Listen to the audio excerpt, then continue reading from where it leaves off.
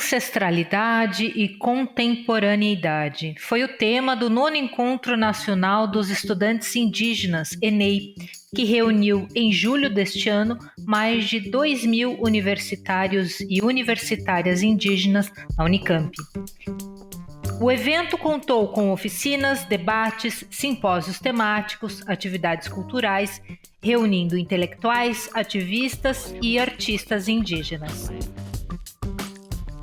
E neste episódio do podcast ADU, vamos conversar com 2 líderes do movimento de estudantes indígenas da Unicamp.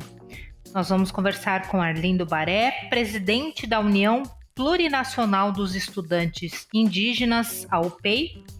Ele é cofundador do Movimento dos Estudantes Indígenas da Unicamp, representante discente do Conselho Universitário CONSUL, e membro da comunicação da APIB, Articulação dos Povos Indígenas da Unicamp. Arlindo Baré é graduando em Engenharia Elétrica na Unicamp. E também com o estudante Geovani Baniwá, graduando em Ciências Sociais e coordenador do coletivo de estudantes indígenas da Unicamp. Sejam bem-vindos aqui no nosso podcast ADU. A intenção desse programa hoje é resgatar as principais resoluções do 9º Encontro Nacional de Estudantes Indígenas, um evento realizado aqui na Unicamp, que reuniu mais de 2.000 indígenas do Brasil todo. Eu queria saudar, então, vocês dois aqui, os 2 estudantes, e começar com o Arlindo. Arlindo, como é que... Na verdade, vocês 2 podem responder essa pergunta, tá? Como é que vocês avaliam essa 9ª edição do Encontro de Estudantes Indígenas realizados recentemente na Unicamp? Olá, Cristina. Olá a todos. Olá, parente Giovanni. Agradecer aqui pelo convite, né? O 9º Encontro Nacional dos Estudantes Indígenas é um projeto que nasce a partir do primeiro encontro, dentro dessa perspectiva dos estudantes indígenas da UFSCar, né? E desde então foram 8 edições, mas que não atingiu, eu diria assim, o tamanho que de expectativas, eu diria, que atingiu no 9º encontro, né? Tivemos um recorde de participação, mais do que isso, né? Consolidamos parcerias que até nas atividades, nos eventos anteriores não foram, eu diria assim, concretizados. Tivemos, inclusive, a parceria da CAPES. Isso é importante ressaltar porque é um evento acadêmico, né? Então, a gente consolida uma parceria com a CAPES, que é uma organização que tem, eu diria assim, requisitos, né? Eu diria, critérios muito assim, pré-definidos quanto a eventos acadêmicos. E isso contempla aquilo que a gente tem como perspectiva dentro da academia. Para além disso, o ENEI ele chega, eu diria assim, com uma outra cara, né? Uma delas é exatamente a ideia de pautar nossas demandas a partir dos fóruns, né? Que foram fóruns bem trabalhados, bem pensados, inclusive selecionado entre 8, né, eixos temáticos para a gente poder trabalhar e trazer um pouco o nosso contexto acadêmico para discutir no âmbito nacional, dessa vez aqui na Unicamp. E outras possibilidades que surgiram a partir disso foi a própria, eu diria assim, no sentido de pensar do que é cultura, né? A gente trouxe um desfile ancestral que, de forma diferente, ele traz uma expectativa, eu diria assim, mais acadêmica, né? Inclusive quebrando palavras que, dentro da própria etimologia da palavra, eles soam de uma forma para a gente, dentro da nossa narrativa, mas que eles trazem uma narrativa eurocêntrica, né? Isso também foi debatido. E a gente conseguiu envolver pesquisadores, né, estudantes que estão atuando, eu diria assim, ativamente no contexto da educação superior no âmbito nacional. Acho que, a partir disso, a gente também vem atingindo outras esferas, né? Tanto de como pensar no nosso contexto na temática permanência, cultura, arte, educação, a gente traz, eu diria assim, esse novo olhar, que é de como pensar, eu diria assim, o nosso contexto na universidade a partir da teoria do bem viver, aquilo que a gente tem falado muito a partir do nosso contexto, que é aquilo que a gente abraça como povos, né, povos indígenas, que a gente é um reflexo, né, da nossa, eu diria assim, da nossa liderança, que realmente lutaram, brigaram para a gente poder ter acesso às universidades, que eu diria assim, tem só 17 para 18 anos, quando entra no primeiro estudantes indígenas numa universidade, no caso lá na UNB, quando o primeiro estudantes indígenas entra na universidade. Então, a nossa presença na universidade, acho que ele é uma necessidade, e por isso a gente tem, de fato, essa responsabilidade de responder não só a universidade daquilo que a gente vem buscar, mas responder, de fato, os nossos povos, as nossas regiões, para que, de fato, a gente possa, como eu disse, trazer uma reflexão importante, né? É claro que o vestibular indígena, que deu acesso, né, que tem uma, eu diria assim, que é divulgado com uma inclusão social, ele precisa ser pensado ainda, e é por isso que a gente traz um evento desse, para trazer um contexto um pouco mais amplo, no sentido, eu diria assim, no sentido de vários contextos. Hoje somos 75 mil estudantes presentes hoje na universidade. Eu acredito que a gente trouxe, eu diria assim, uma parcela desse contexto agora no evento, aí, no 9º Encontro Nacional dos Estudantes Indígenas. A ideia é caminhar, né? Pensando nesse projeto lindo que foi, eu diria assim, criado pelos nossos parentes, não ofuscar a gente, a partir disso, pela necessidade mesmo de buscar a organização, a representatividade, a institucionalização. Hoje, né, temos já, né, em fase de consolidação a União Plurinacional dos Estudantes Indígenas, né? Eu diria assim, ele é uma associação civil estudantil, né? Eu diria assim, sem fins lucrativos, sem filiação político-partidário, livre, independente de órgãos, né?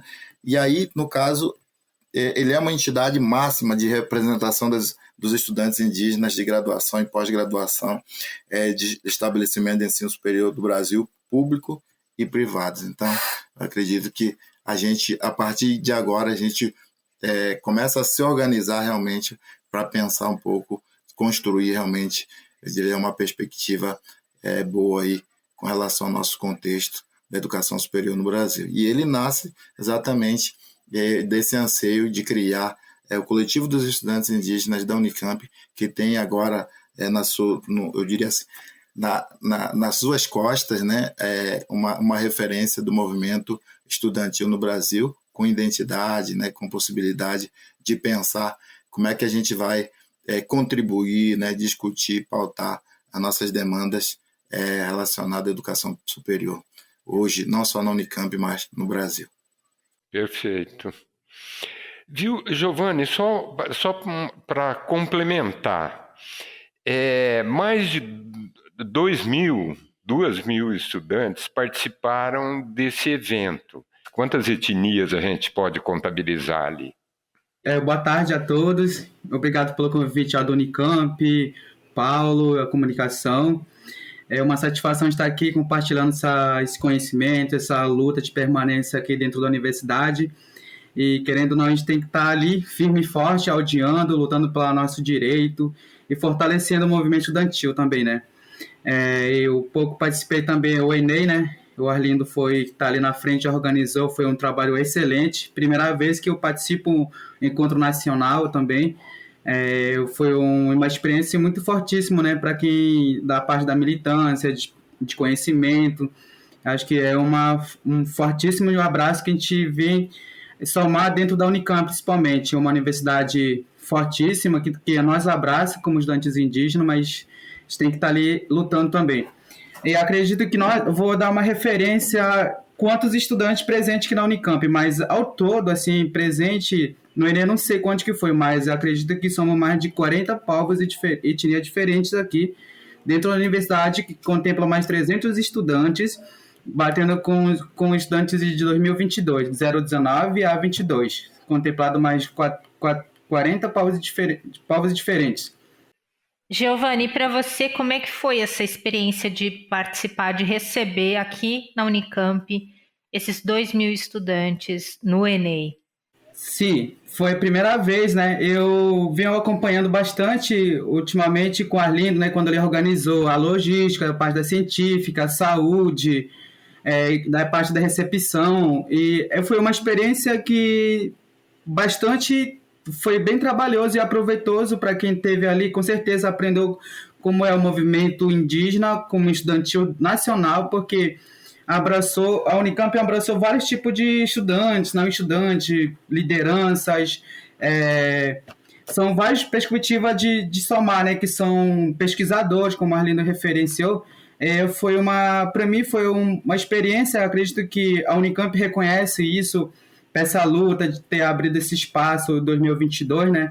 E acredito que só fortaleceu a inclusão da parte de nós, estudantes indígenas, de pós-graduação, e ainda não tem pós-graduação, mas ainda tem alguns que entraram também. E acredito que a gente vai estar ali somando junto com a universidade, né? E trazendo nossa centralidade, contemporaneidade, para estar ali pondo isso como uma parte de luta, né? De cultura, que é uma parte de transição que a gente sempre está falando isso, né? E a parte da recepção foi bem trabalhoso, mas todo mundo desempenhou para estar ali fazendo recepção, tinha que fazer revisão de noturnos, de turmas, mas no final deu tudo certo, né? E o Arlindo estava para lá e para cá, e ele foi uma pessoa que foi um central ali para ele, né? Porque acredito que teve o estudante não indígena também apoiou nessas partes, né? Que sempre são de braços, nós estamos apoiando essas partes. E acredito que todos os estudantes indígenas, assim, contemplou bastante a parte do coletivo, da coordenação, se empenharam e deram o máximo possível, né? E tem gente que apresentou pesquisas, tem gente que apresentou o seu conhecimento a mais sobre isso. Acho que isso para nós, como foi escrito no relatório, foi uma experiência bastante riquíssima, né, dentro da universidade, e uma transparência para nós, né, como estudantes indígenas também, novamente, e que a gente tem que estar ali lutando e indo para cima. Acredito que daqui uns 5, 6 anos a gente vai estar se formando também e dando um retorno para a universidade, para nossas aldeias também. Acho que é isso. Viu, Arlindo? Ampliando um pouco a questão, né? Eu estou com os números aqui que mostram que a lei de cotas impactou muito, né, no ingresso de estudantes indígenas nas universidades. Segundo o MEC, em 2007, foram 7 mil estudantes indígenas que cursavam o ensino superior. Em 2008 e em 2018, esse número já saltou para 57 mil. Em 2020, o número chegou a mais de 75 mil. Né? Quer dizer, foi um aumento realmente surpreendente.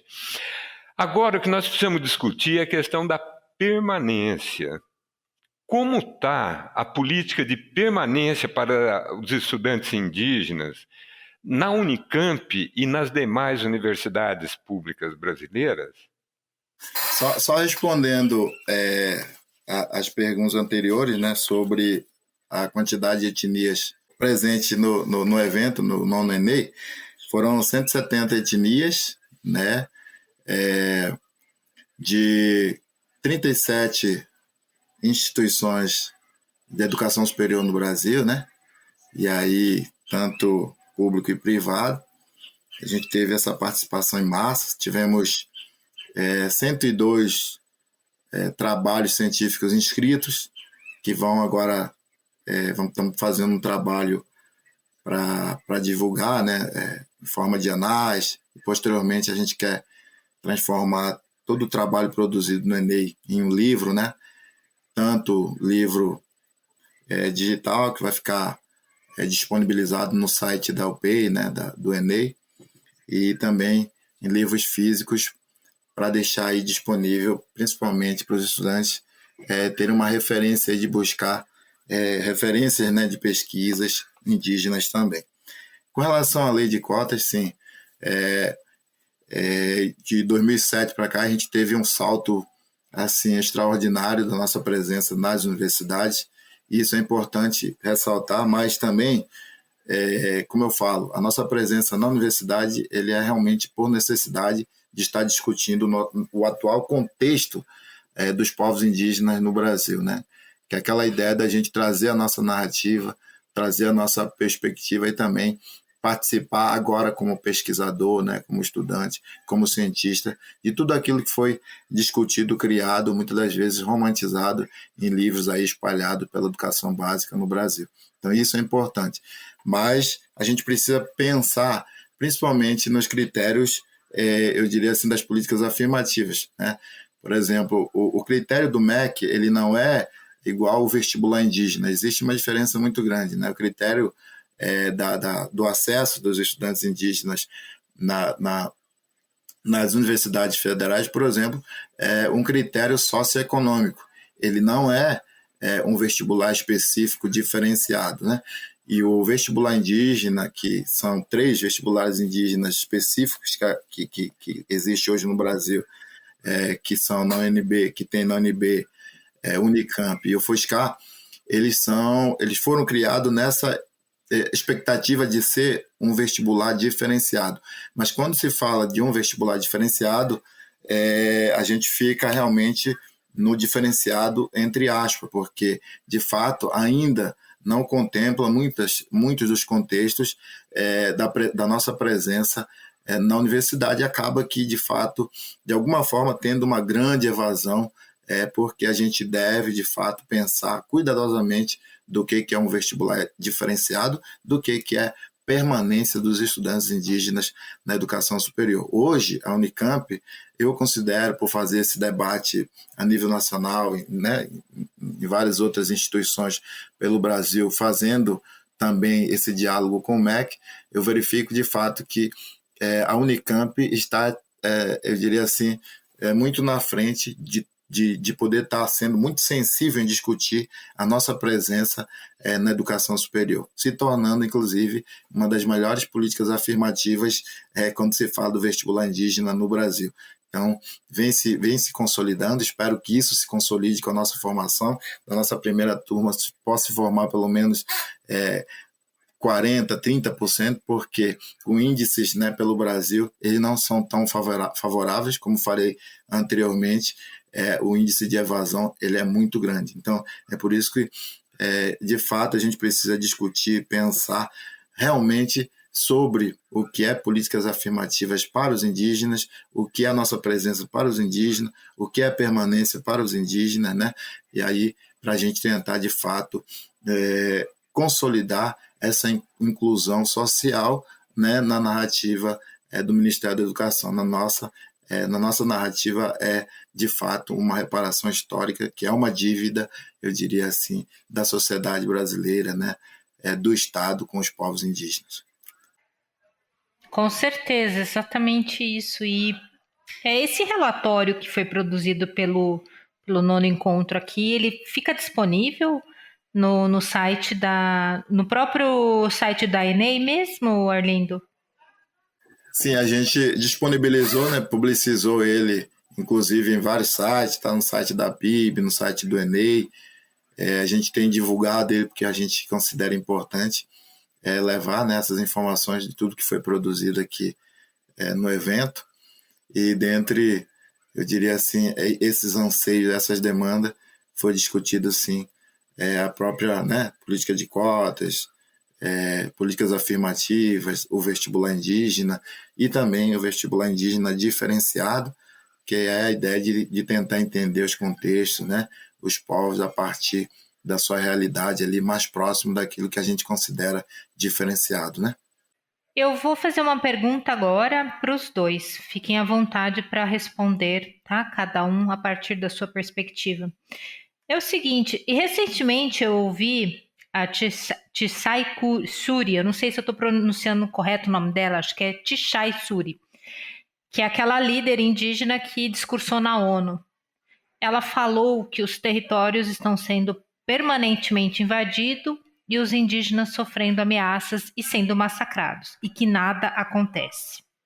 A minha pergunta para vocês dois é: como nós que estamos longe das aldeias? Como é que nós podemos ajudar a proteger os indígenas? Como é que nós podemos praticar o conceito de aldear? A Tia Chay Suruí é a filha do parente Almir Suruí, é uma liderança muito forte, né? É uma referência para a gente, não só no âmbito acadêmico, mas é uma referência como líder indígena mesmo, né? E aí nasce daí, eu diria, essa grande guerreira, essa guerreirinha aí muito potente, muito forte, que é a parente Chay, né?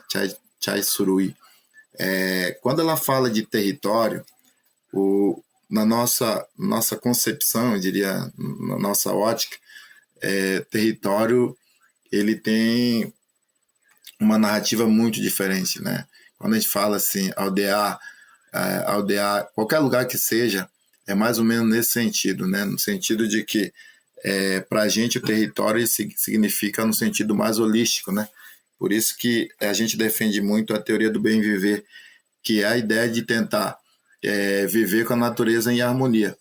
Mas é muito difícil, né? Porque a gente traz cicatrizes que até agora não sararam, mas que eles começam a ser muito, eu diria assim, massacrados, né? Trazendo de volta a partir do contexto político que a gente tem vivenciado. Isso não é tão bom, inclusive, tirando muitos direitos que foram conquistados com sangue dos nossos povos, com sangue das lideranças, né? E aí é importante ressaltar que a aldeia política, né, que é uma bandeira de luta hoje criada pelas mulheres indígenas, é importante porque traz essa necessidade de realmente trazer, eu diria assim, ecoar nossas vozes, né, de como os não indígenas, como essas alianças que a gente tem construído fora dos nossos territórios podem colaborar de fato. Esse aqui é um exemplo muito claro de como ecoar, levar nossas demandas, né? Eu diria assim, ajudar a gente a gritar e levar um pouco mais além as nossas vozes. Mas mais do que isso, tentar trazer também no âmbito que a gente tiver, né, no contexto que a gente estiver atuando, trabalhar realmente o que nos contempla e que o que nos contempla no sentido mais coletivo da palavra contempla os povos, né, não só indígenas, a população brasileira, a população mundial, trazendo exemplo na proteção da nossa floresta, dos nossos biomas, né? da nossa fauna, que faz diria assim, um papel importante aí do equilíbrio, não só, eu diria assim, do clima, né? No Brasil, mas no mundo. Então, é importante estar em qualquer contexto que esteja, né? Tanto no âmbito acadêmico, jornalístico, científico, político, né? Pedagógico, direito, meio ambiente, trabalhar de fato essa ideia de tentar ouvir a gente, fazer esse trabalho de escuta, para que de fato a gente possa trazer realmente a nossa perspectiva, né, a partir da nossa ótica, da nossa narrativa, para aquilo que a gente tem como utopia, né, que é a utopia de viver bem, né, que a gente traz essa ideia da coletividade, como viver, né, na coletividade, trazendo um pouco, eu diria assim, esse nosso pensamento ancestral, que é a ideia de construir realmente o nosso futuro mais coletivo e que as pessoas respeitem também não só as nossas formas de viver, o nosso jeito de pensar, mas que respeitem de fato também a nossa ciência, que a gente tem ainda essa barreira, né? Eu diria, né, puxando um pouco o professor Manuel Boaventura, que existe uma linha abissal aí que precisa ser pensada aí para a gente poder atravessar essa linha, essa utopia da linha abissal, né? Que é de ver que existe outras epistemologias além da epistemologia do norte. É isso. Então, só complementando a fala, né, e o Arlindo citou aí, acho que nós, como estudantes dentro da universidade, acho que é muito importante estar ali fazendo parcerias, né, como não indígenas e com lideranças que estão ali na arredores também, dialogando, conversando, para potencializar, fazer aliança, né? Acho que como nós, estudantes indígenas aqui dentro da Universidade da Unicamp, não só da Unicamp, mas de todas as instituições que oferecem essa lei de cotas, Acho que é muito importante a gente olhar assim para trás também e para onde a gente está indo, complementando nossas políticas de permanência, audiar nesse espaço, fazer um diálogo do jeito que a gente está fazendo com vocês aqui nesse momento. É uma forma de transformar essa realidade, né, de política de que o nosso território, nossos parentes que estão sendo invadidos. Acho que é muito importante levar isso firmemente dentro da universidade, olhar isso, reforçar isso que estão no território Amazonas, vários tipos de lideranças do Brasil, e olhar para essas políticas de permanência também, né, que estão praticamente o Bolsonaro dentro da universidade e os povos indígenas, onde esse governo onde tirou mais nossos direitos, né, que foram conquistados com sangue, com vida. E acredito que a gente tem que fazer isso, reforçar nós aí como estudantes indígenas, né, que a gente é um futuro do Brasil, futuro da Amazônia, futuro de bem viver a política coletivamente também. Acho que é muito importante dar um reforço para a liderança, como estudantes intelectuais que está dentro da universidade, de transformar isso e fortalecer também, né? E uma coisa que eu entendo um pouco, que dentro dessa coordenação do coletivo acabou me responsabilizando, acho que eu acabo aprendendo um pouco isso e ter esse fortalecimento, né? E eu acredito que uma das referências que o Arlindo criou, que surgiu o URPEI, né? Que é uma coisa bem transparente de ver isso, porque é uma política muito essencial para estar como nós, estudantes e graduandos, pós-graduandos também. Acho que é muito importante a gente estar fortalecendo isso. Como eu disse, né, a gente é um futuro do Brasil, lutando pelo nosso direito também. Giovanni, muito, muito legal você ter tocado nesse assunto, porque essa seria a próxima pergunta, para vocês dois, inclusive, sobre o desmonte dos órgãos públicos que deveriam atuar na proteção, tanto do território quanto do indígena, né?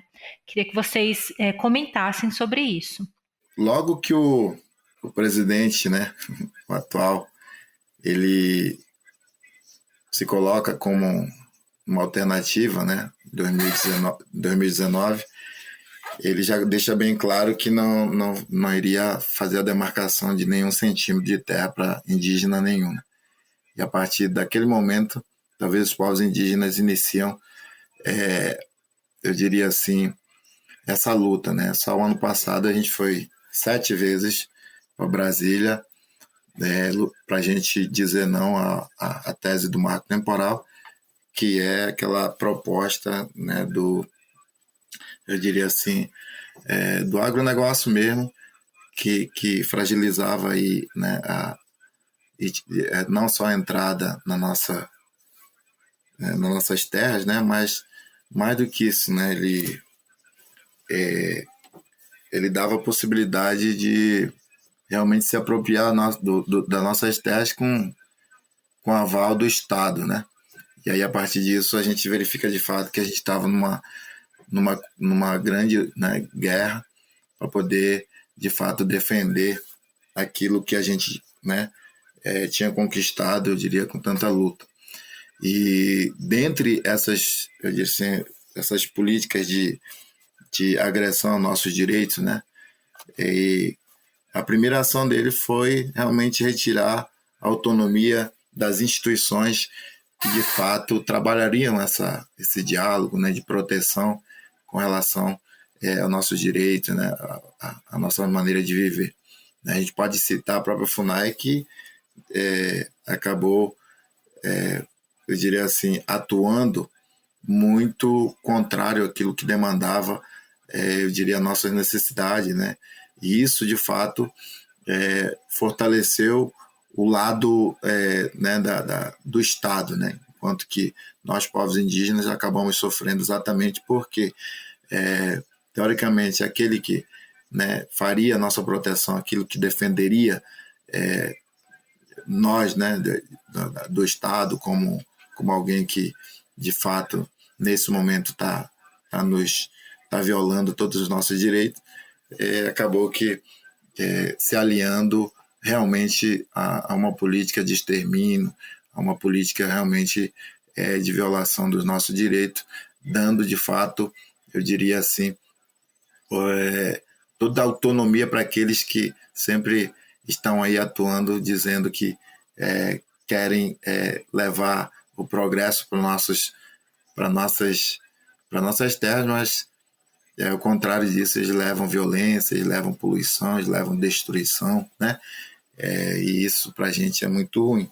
Então, isso é só um exemplo de como o contexto político tem atuado de fato, né, dando exemplo só a FUNAI, e falando um pouco também de outras, eu diria assim, de outras organizações que trabalham, né, com povos indígenas, que também ele seguiu a mesma estratégia de colocar pessoas que de fato, eu diria assim, compactuavam, né, com a sua linha de ação agressiva, né, violando realmente o nosso direito, as nossas formas de viver.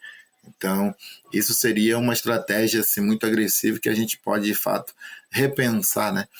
A gente, inclusive, entregou uma carta aqui quando o presidente Lula veio, solicitando, eu diria assim, cadeiras, né, de representação, tanto no MEC, no meio ambiente, antes disso ele tinha falado que criaria o Ministério dos Povos Indígenas. Talvez esse é um caminho importante para começar o diálogo com o Estado, né? Mais do que isso, tentar envolver agora, buscar realmente entender o contexto da educação superior, como eu falei. Estamos presentes em várias universidades, mas ainda estamos nesse processo, de fato, de buscar o português bem falado, de buscar o português científico, o português bem narrado, para que a gente possa, de fato, discutir num nível um pouco mais próximo da realidade das academias, para poder fazer essa formação da consciência política, da consciência, eu diria, cidadã da população brasileira, para poder, de fato, respeitar não só, né, o próprio Brasil, mas respeitar a diversidade, a pluridiversidade existente hoje na sociedade brasileira, incluindo a minoria, e dentre as periferias, né, dos debates, né, na periferia da democracia, como eu sempre cito, estão os povos indígenas e os quilombolas. Então eu vou pedir, a gente está chegando já no final, mas nós vamos falar agora sobre o próximo Encontro Nacional de Estudantes Indígenas, que será o 10º, né? A gente já pode dar algum spoiler, onde será, se já tem algum tema, enfim. O tema está sendo pensado, mas eu acredito que ele vai ser maior do que foi aqui na Unicamp, por tudo aquilo que a gente conseguiu, eu diria, não só mobilizar, mas também construir aliança e parcerias, né? Como eu falo, para fomentar um evento nacional, né, agora, né, com uma grande visibilidade, né, a partir de todo o trabalho, eu diria, que a gente tem feito. Realmente a gente está com uma expectativa muito boa, né, com algumas parcerias já fechadas. Uma delas é que vai dar a possibilidade realmente de fazer um grande evento, que é a parceria com a Comin, que já fechou uma parceria com a gente. A gente fechou a parceria com o Instituto Alok, na possibilidade de pensar ou num show para arrecadar valores, né, para poder dar a possibilidade de construir um evento acadêmico importante, né? A gente não consegue fazer um evento grande como esse sem, eu diria, parcerias construídas, né? Parcerias construídas no sentido de que realmente entenda um pouco do que a gente está querendo construir a partir da nossa ancestralidade, pensando um pouco o nosso futuro. Então, já trago aqui que realmente vai ser um grande evento, vai ser na Universidade Federal da Paraíba, né, lá no litoral, perto das praias ali do litoral. Isso é importante para atrair também não só estudantes indígenas, mas também levar um pouco estudantes não indígenas, professores não indígenas, pesquisadores não indígenas, para que, de fato, eles consigam entender, fazer esse exercício de escuta do que está sendo discutido, do que está sendo pautado. Mais do que isso, né? Quais são os nossos anseios, o que a gente está gritando, né? O que a gente está tentando fazer com que ecoe, né, de fato, para que as pessoas possam entender do porquê da nossa presença na educação superior e porquê, né, como o Paulo falou, eu diria assim, essa exponencial presença da nossa, né, dos nossos povos nas universidades brasileiras. Mais do que isso, repensar de fato a nossa permanência, porque a gente, de fato, tem muito a contribuir, não só com nossos povos, mas contribuir com o Brasil também, de alguma forma. Muito bom. Nós estamos chegando aqui ao final do nosso episódio. Eu queria pedir para vocês deixarem uma breve mensagem aqui para quem nos ouve, para a gente poder encerrar e vocês se despedirem aqui do nosso episódio. Primeiramente, eu queria agradecer à Unicamp. É uma satisfação estar aqui, gratidão pelo convite.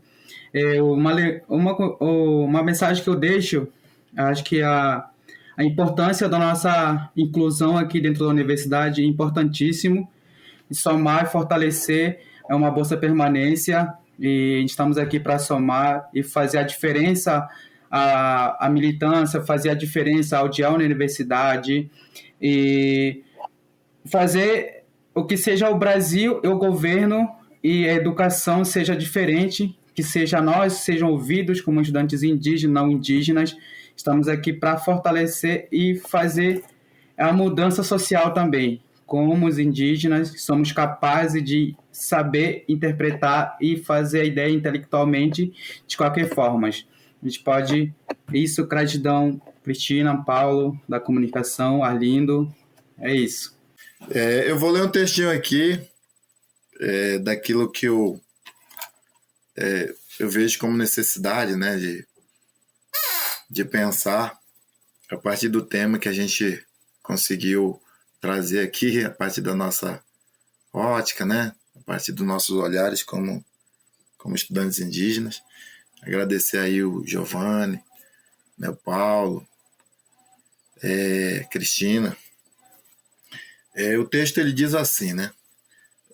O Brasil precisa construir uma política nacional de educação superior que valorize a efetivação das políticas afirmativas e a inclusão dos povos indígenas, consolidando e contemplando as necessidades urgentes, assegurando-nos, de fato, a própria reparação histórica.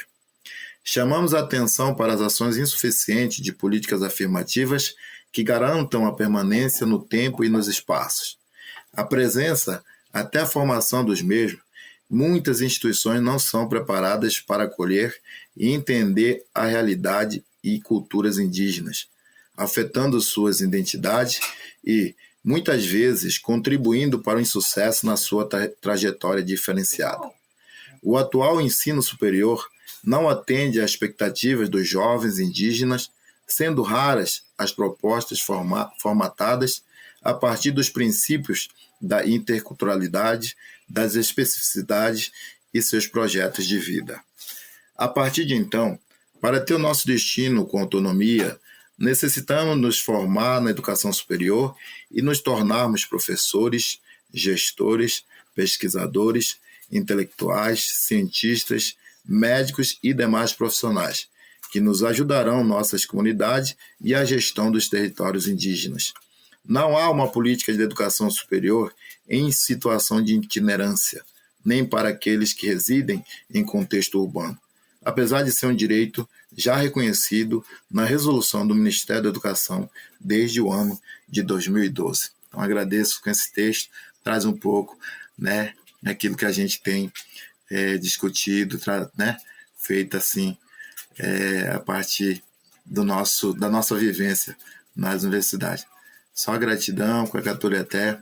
A gente vai estar aqui disponível, né, para outras temáticas que a gente, de fato, consegue contribuir a partir da nossa pequena experiência vivenciada na universidade.